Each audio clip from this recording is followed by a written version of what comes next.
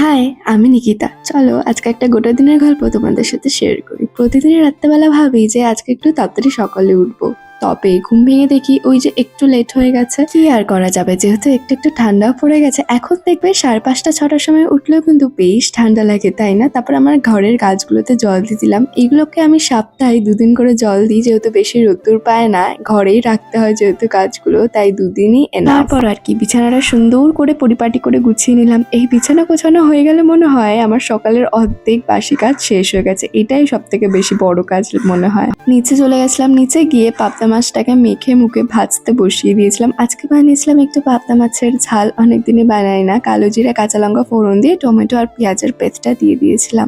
বসে আসলে দিয়ে দিলাম একটু হলুদ গুঁড়ো আর লাল লঙ্কার গুঁড়ো, বেশি কিছু দিইনি। আর একটু জিরের গুঁড়ো, ধনেপাতা দিয়ে নামিয়ে নিয়েছি। দেখতে কি সুন্দর হয়েছে না? আর এই দেখো আমার অ্যালামন্ডা গাছগুলো 2 ঝুড়ি ফুল ফুটেছে আজকে, যেহেতু আজকে থার্সডে একটু বেশি ফুল ফোটে আমার বাড়িতে। That's it for today, bye. সবাই ভালো থেকো, সুস্থ থেকো।